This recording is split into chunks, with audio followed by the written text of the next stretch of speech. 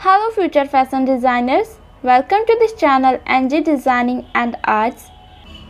ये NIFT entrance exam preparation की online classes है। अभी तक हम मैथ्स पोर्शन को कवर कर रहे थे, बट आज से हम रीजनिंग पोर्शन को भी स्टार्ट कर रहे हैं। तो ये रीजनिंग पोर्शन की फर्स्ट क्लास है एंड चैप्टर है अल्फ़ाबेट टेस्ट। तो चलिए स्टार्ट करते हैं। मैंने यहाँ पे अल्फ़ाबेट्स लिख लिए हैं A to Z तक। 26 अल्फ़ाबेट्स होते हैं, हमें पता है। ABCD हमने पूरा ऐसे लिख लिया है इसको Z तक, और यहाँ मैंने नंबरिंग कर दी है 1 2 3 4 5 6 26 तक। और यहाँ बैक साइड से भी मैंने नंबरिंग कर दी है 1 2 3 4। तो मैंने इसको ऐसे नंबरिंग करके ये चार्ट प्रिपेयर कर लिया है, ताकि हमारा इधर लेफ़्ट साइड है तो मैंने यहाँ लेफ़्ट लिखा है और इधर राइट साइड लिखा है। 26 अल्फ़ाबेट्स होते हैं, जिसमें फर्स्ट हाफ होता है A to M तक, 13 लेटर्स हैं इसमें। एंड सेकेंड हाफ में आता है N to Z तक, ये सेकेंड हाफ है, ये भी 13 है। किस लेटर की क्या पोजीशन है उसको लर्न करने की कुछ ट्रिक्स हैं यहाँ पे। जैसे कि ये इजोटी एक वर्ड है, इजोट। आप इस इजोटी वर्ड को याद कर लें तो हमें 5 का टेबल पता है, 5 10 15 20 25। E 5th पोजीशन पे आता है, J 10th पोजीशन पे आता है, O 15th पोजीशन पे आता है, T 20 एंड Y 25। अगर हमसे पूछ लेता है कि 21 पोजीशन पे क्या है, अगर हम ऐसे काउंट करेंगे A 1 पे है, B 2 पे है, तो काफ़ी टाइम टेकिंग हो जाएगा वो। तो हमें पता है कि T क्या है, 20 पे है, तो T के आगे आता है U, मतलब कि 21 पे U होगा। तो ऐसे अगर हमें ये ट्रिक्स कुछ याद रहेंगी तो हम फटाफट से पता कर लेते हैं, इन वर्ड्स को याद कर सकते हैं। अब यहाँ कुछ इम्पॉर्टेंट फार्मूला है।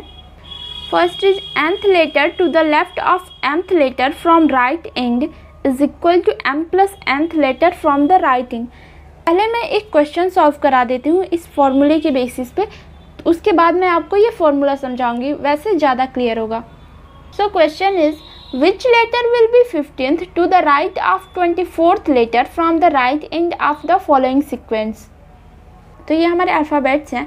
अगर हम राइट एंड से स्टार्ट करते हैं, मतलब कि तो 24th पोजीशन पे जो लेटर आएगा, इधर से स्टार्ट करें तो 24th पे आएगा हमारा C। अब C 24th है, बोला है कि 24th से 15th राइट की तरफ 15th में कौन सा लेटर होगा।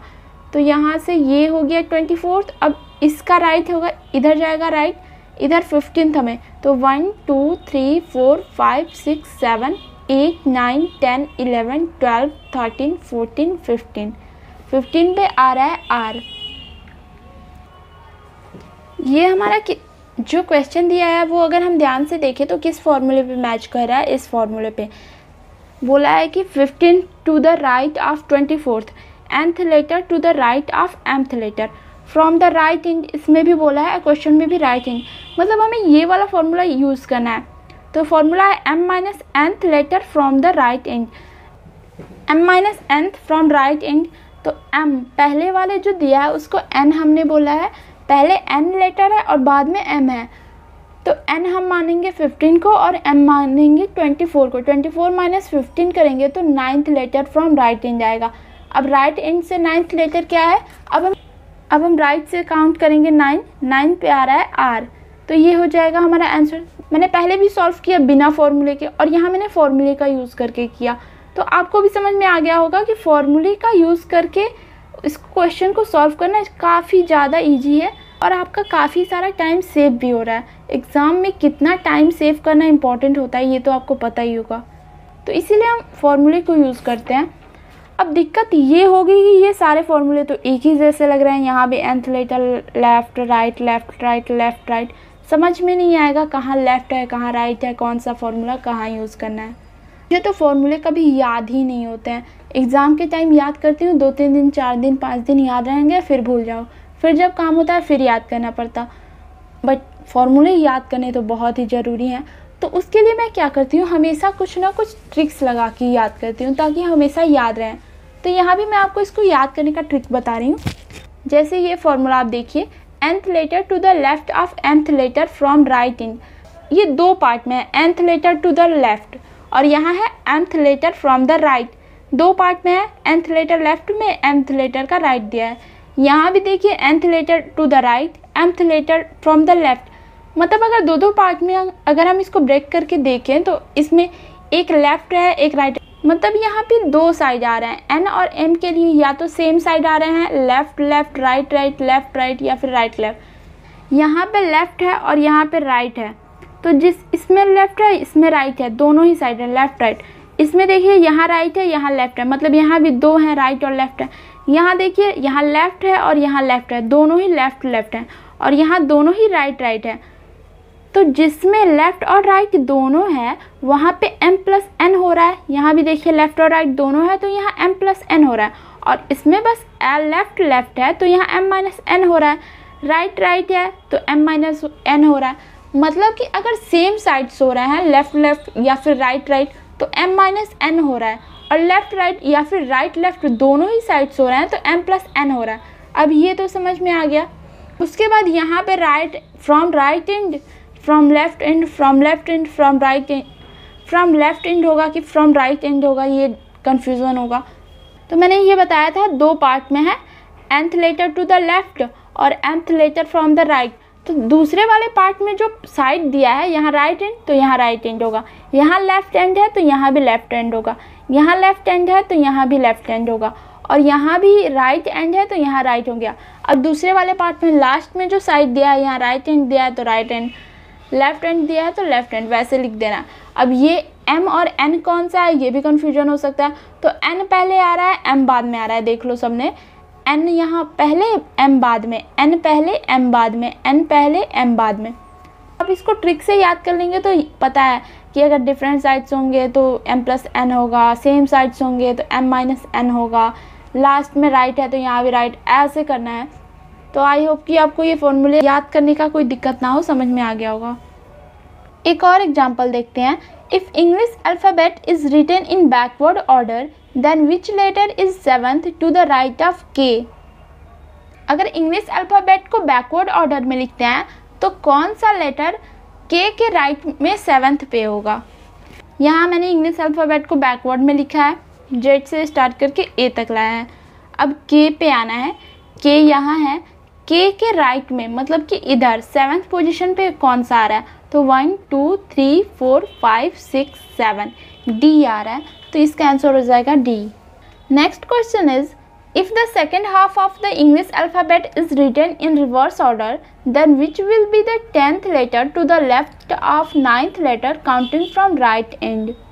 फर्स्ट हाफ होता है ए टू एम तक एंड सेकेंड हाफ होता है एन टू जेड तक। तो बोला है कि अगर सेकेंड हाफ को रिवर्स ऑर्डर में लिखते हैं मतलब कि A B C D M तक तो हम ऐसे ही लिखेंगे सही से, और जेड एन टू जेड तक वाले को हम रिवर्स ऑर्डर में लिखेंगे, मतलब कि ऐसे लिखेंगे जेड वाई एक्स डब्ल्यू भी यू, ऐसे लिखेंगे। राइट से काउंट करना है, राइट से मतलब कि इधर से काउंट करना है, राइट से नाइन्थ पर, राइट से नाइन्थ पर क्या आ जाएगा 1 2 3 4 5 6 7 8 9 भी आएगा। और अब इसके 10th पर, इसके लेफ़्ट में 10th पोजीशन पर कौन सा लेटर है, तो इसके 10th पर लेफ़्ट इधर जा रहा है तो इसके लेफ़्ट में इधर 10th पर कौन सा आ रहा है 1 2 3 4 5 6 7 8 9 10 एच आ रहा है हमें 10th पोजीशन पे, तो ये हो जाएगा आंसर। अब इसको फॉर्मूले से भी मैं यहाँ पे आपको करके दिखा दे रही हूँ। बोला है 10th letter to the left of 9th letter from the right end. Left और राइट दोनों की बात की गई है, मतलब कि m प्लस n होगा, m प्लस n होगा, m हो जाएगा 9 और n हो जाएगा 10। फ्रॉम राइट एंड बोना है तो यहाँ पे राइट एंड होगा, 19th फ्रॉम राइट एंड जो आएगा वही हो जाएगा। अभी हम दूसरे टाइप्स के क्वेश्चन को सॉल्व करेंगे। Next question is how many m's occur in the following series such that it is preceded by w and followed by b।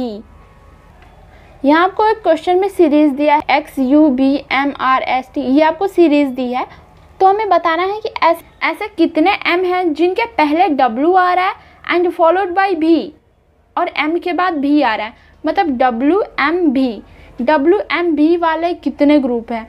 तो हम इसमें देखें तो WMB वाला ग्रुप बस एक ही है WMB, तो 1 इसका आंसर हो जाएगा। अब यहाँ दूसरे टाइप्स के क्वेश्चन को देखिए। यहाँ पे पहले तो आपको एक सीरीज़ दी है AB @ स्टार, तो ये आपको ये एक सीरीज़ दी है। क्वेश्चन में बोला है out of 4 alternatives given below 3 are similar on the basis of their position in the above series and thus form a group, which one does not belong to that group. यहाँ पे आपको 4 option दिए हैं question में, और जो series दी है उसमें ये अपने पोजीशन के बेसिस पे सिमिलर हैं और एक ग्रुप फॉर्म कर रहे हैं। तो हमें बताना है कि कौन सा ऐसा ऑप्शन है जो इस ग्रुप में नहीं बिलोंग कर रहा है। यहाँ दिया स्टार 1G, तो यहाँ स्टार है और यहाँ 1 है और यहाँ G है। 1 के पहले 2 लेटर्स को छोड़े तो स्टार आ रहा है और 2 लेटर के बाद G आ रहा है, मतलब ये तो ठीक है। चलिए दूसरे को देखते हैं। यहाँ डॉलर है, डॉलर यहाँ है और डॉलर के 2 लेटर को छोड़ने के बाद आ रहा है 2 और फिर डॉलर के 2 लेटर के पहले आ रहा है B, तो ये भी सही है। BN क्वेश्चन मार्क, तो N कहाँ है? N यहाँ है। N में 2 के पहले आ रहा है B और 2 के बाद आ रहा है क्वेश्चन मार्क, तो ये भी सही है। मतलब कि इन तीनों ही ऑप्शन में अगर हम देखें तो ये जो बीच वाला एलिमेंट है इसके 2 आगे के एलिमेंट को छोड़ के ये आ जा रहा है, या फिर 2 पीछे के एलिमेंट को छोड़ के ये आ जा रहा है।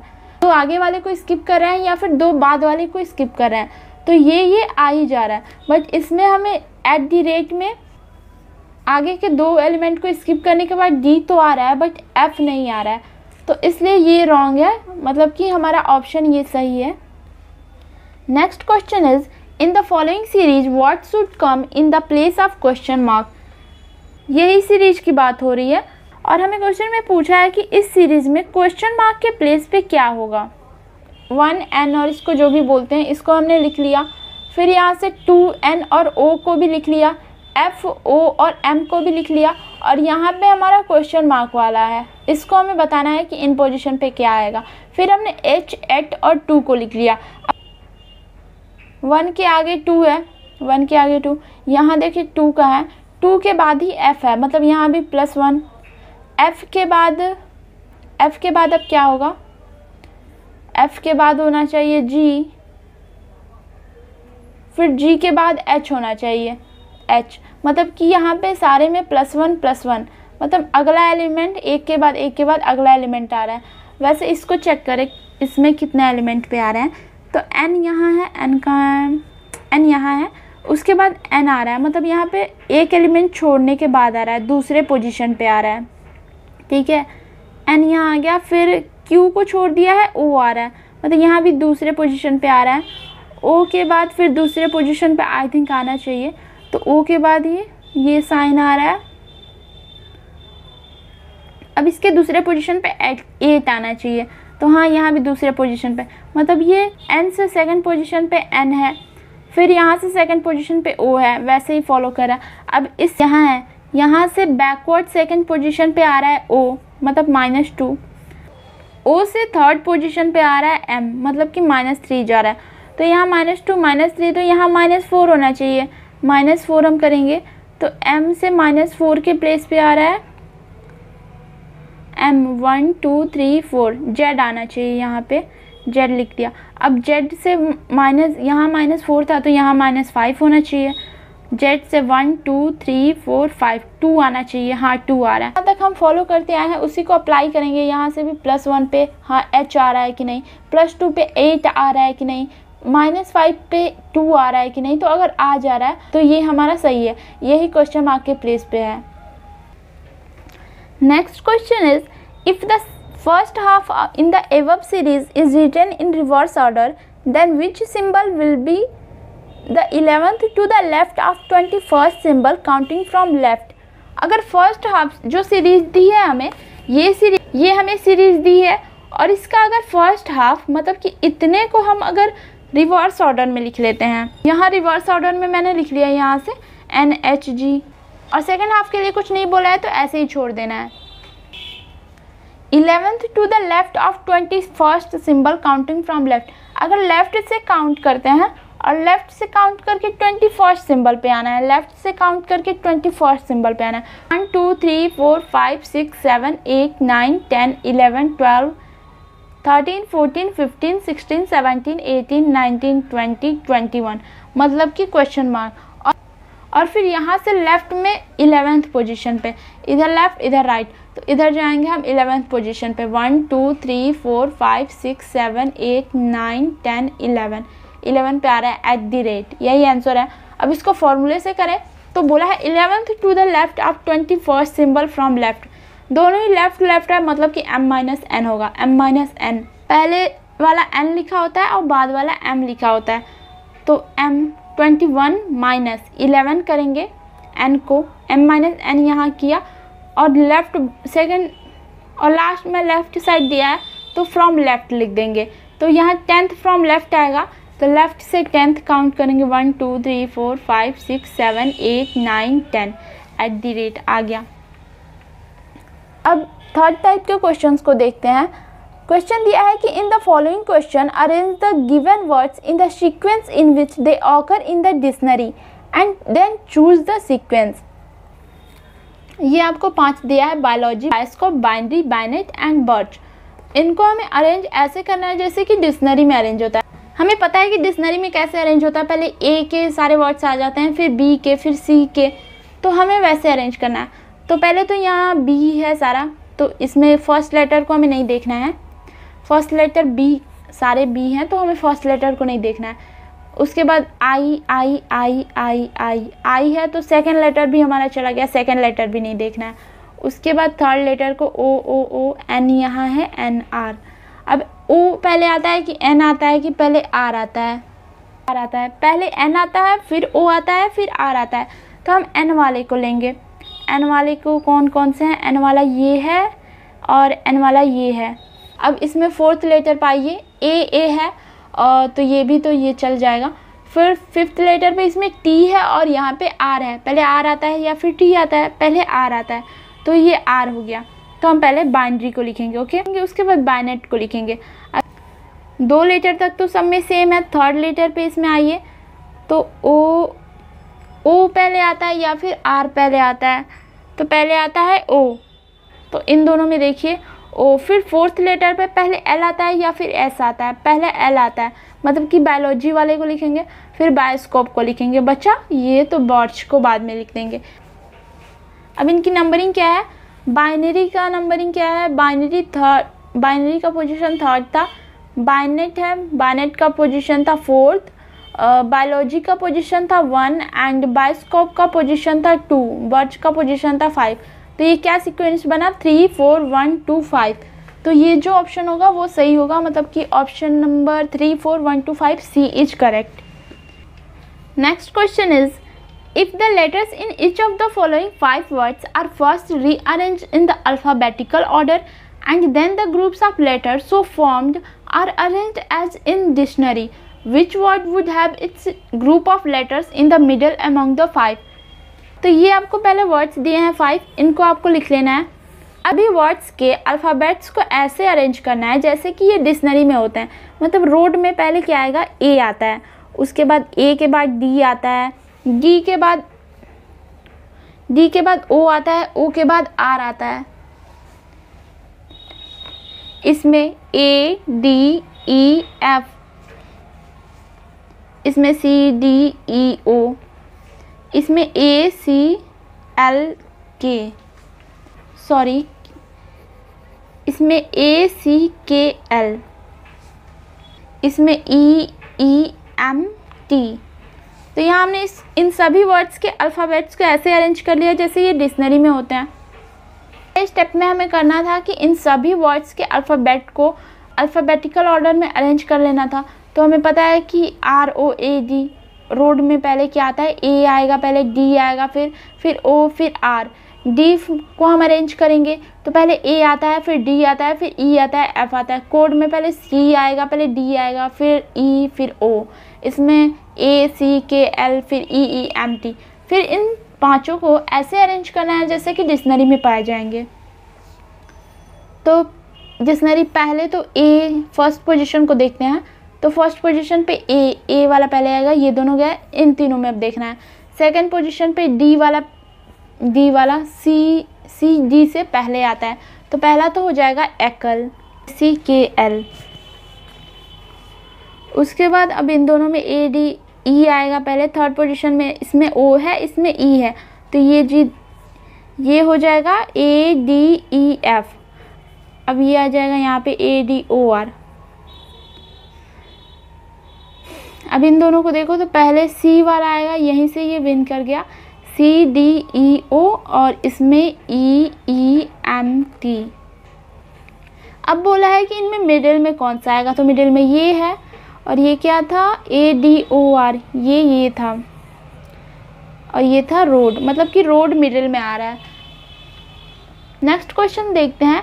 तो how many pairs of letters are there in the word creative which have as many letters between them from both sides as in alphabet.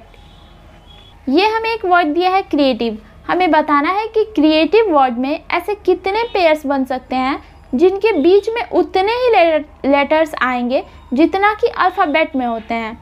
जैसे कि हमने यहाँ पे क्रिएटिव वर्ड को लिखा है, क्रिएटिव में C और E के बीच में एक है R,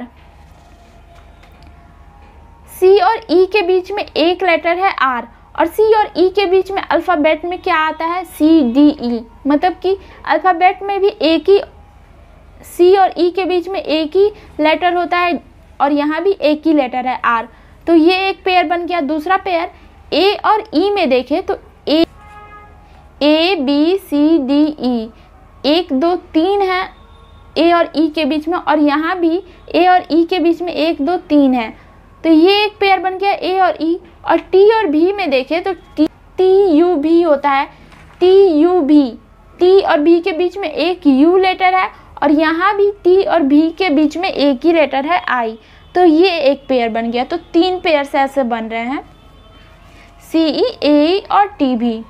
नेक्स्ट क्वेश्चन है, the position of how many letters will remain unchanged if each of the letter in the word forget is arranged in alphabetical order from left to right.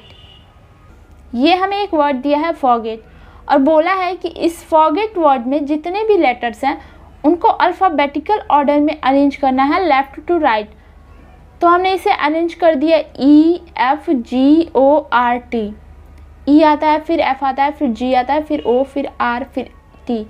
तो उसके बाद arrange करने के बाद हमें बताना है कि ऐसे कितने लेटर्स हैं जिनका पोजीशन फॉरगेट में था, फिर से रीअरेंज करने के बाद भी वही सेम है, चेंज नहीं हो रहा है। तो F के E आ रहा है, O के प्लेस पे F आ गया है, R के प्लेस पे G, G के O, E, बस एक ही लेटर है T, फॉरगेट में भी इसी प्लेस पे था, और फिर से रीअरेंज करने के बाद भी इसी प्लेस पे होगा, तो 1 इसका आंसर हो जाएगा, क्योंकि एक ही जो वर्ड है, एक ही जो लेटर है वो चेंज नहीं हुआ है उसका position. Next question is, each constant in the word Tendulkar is replaced by the next letter of the English alphabet and each vowel is replaced by the previous letter of the English alphabet and the new letter are arranged alphabetically. Which of the following will be the seventh from the left end after the rearrangement? ये हमें एक word दिया है तेंदुलकर, और बोला है कि जो भी कांस्टेंट है उनको रिप्लेस कर देना है इसके नेक्स्ट वाले लेटर से, मतलब टी के बाद क्या आता है, यू आता है, तो रिप्लेस कर दिया, और जो वॉवेल्स हैं उनके प्रीवियस वाले लेटर से उनको रिप्लेस करना है, मतलब ई के पहले क्या आता है, डी। तो ऐसे ही करना है, ऐसे हमें करना है कि कांस्टेंट को रिप्लेस कर देना है उनके आगे वाले लेटर से, एंड वॉवेल्स को रिप्लेस कर देना है उनके प्रीवियस लेटर से। तो टी कांस्टेंट है, इसके बाद आएगा यू, ई वॉवेल है, इसके पहले आएगा डी, एन कांस्टेंट है, इसके बाद आएगा ओ, और डी भी कांस्टेंट है तो इसके बाद आएगा ई, यू वॉवेल है तो इसके पहले आएगा टी, एल कांस्टेंट है तो इसके पहले वाले से, इसके बाद वाले से रिप्लेस करेंगे तो एम, के भी कांस्टेंट तो इसके बाद वाले से रिप्लेस करेंगे तो एल, ए वॉवेल है तो इसके पहले वाले से रिप्लेस करेंगे जेड, और आर कांस्टेंट है तो इसके बाद वाले से रिप्लेस करेंगे तो एस। इसको हमने ऐसे लिख लिया। अब इसको अल्फ़ाबेटिकली अरेंज करना है, तो यहाँ हमने अरेंज कर दिया अल्फ़ाबेटिकली। अब बताना है कि लेफ़्ट से काउंट करने पे 7th पोजीशन पे क्या आ रहा है, 1 2 3 4 5 6 7, 7 पे टी आ रहा है, ये हो जाएगा answer. Next question is, find out the correct alternatives in which number of letters skipped in between adjacent letters is the series is 2. Question में हमें 4 ऑप्शन दिया है और इसमें से बताना है कि ऐसा कौन सा ऑप्शन है जो इस कंडीशन को फॉलो कर रहा है। और कंडीशन हमें बोला है कि सभी लेटर्स के बीच में 2 लेटर्स स्किप किए गए हों।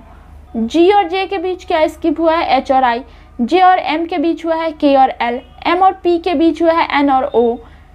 पी और एस के बीच स्किप हुआ है क्यू और आर। मतलब कि इस ऑप्शन में सभी लेटर्स के बीच में 2 लेटर्स स्किप किए गए हैं। तो ये जो है फॉलो कर रहा है कंडीशन को जो बोला है, तो ये ऑप्शन सही हो जाएगा। आप और भी ऑप्शन को चेक करिए, वो नहीं फॉलो कर रहा है। Next question is number of letters skipped in between adjacent letters in the series is odd. Which of the following alternatives follow this rule. यहाँ भी आपको 4 ऑप्शन दिया है और बताना है कि ऐसा कौन सा ऑप्शन है जो इस कंडीशन को फॉलो करे। कंडीशन में हमें बोला है कि सभी लेटर्स के बीच में ऑड नंबर ऑफ लेटर्स को स्किप किया गया होगा। तो ये हम ऑप्शन ले रहे हैं B, D, H, L, R. B और डी के बीच एस सी को स्किप किया गया है। डी और एच के बीच में ई, एफ, जी को स्किप किया गया है। एच के बीच में ये 3 और आर, एल और आर के बीच में ये 5। मतलब यहाँ 1, 3, 3 एंड 5 और नंबर ऑफ लेटर्स जो स्किप किए गए हैं यहाँ पे सभी में ऑड ही है। तो ये ऑप्शन सही हो जाएगा। आप और भी ऑप्शन को चेक करिए, वो नहीं हो रहा है, तो यहाँ पे ये ऑप्शन सही हो जाएगा। Next question is select that series in which letters are not according to general rule. यहाँ आपको ये 4 ऑप्शन दिया है और बोला है कि ऐसा ऑप्शन बताओ जो जनरल रूल को फॉलो नहीं कर रहा है। मतलब कि इन चारों में से 3 में तो कोई एक रूल फॉलो हो रहा है, बट एक कोई ऐसा होगा जिसमें वो रूल फॉलो नहीं हो रहा है, तो उसी को हमें बताना है। तो सी और ई के बीच में स्किप हुआ है डी। ई और जी के बीच में एफ, जी, एच, आई, जे, के, एल, एम। इन सभी में एक एक लेटर को स्किप किया गया है। इसको देखें तो P, Q, R, S, T, U, V, W, X, Y, Z, इसमें भी एक एक लेटर स्किप हुआ है। इसमें देखें तो जेड, ए, बी, सी, डी, ई, एफ, जी, एच, आई, जे, इसमें भी एक लेटर स्किप किया गया है। इसको देखें तो एम, एन, ओ, पी, पी, क्यू, यहाँ 2 लेटर्स स्किप हुए हैं। ओ और आर के बीच में 2 लेटर्स स्किप हुए हैं, पी और क्यू। उसके बाद आ रहा है आर, फिर S, T, U, V, W, X. मतलब इन सभी चारों ऑप्शन में सभी लेटर्स के बीच में तो एक एक लेटर स्किप किया गया है तीनों में ही, और इसमें इन दोनों के बीच में 2 लेटर स्किप हुए हैं। तो ये एक जनरल रूल को फॉलो नहीं कर रहा है, तो ये ऑप्शन हमारा सही हो जाएगा।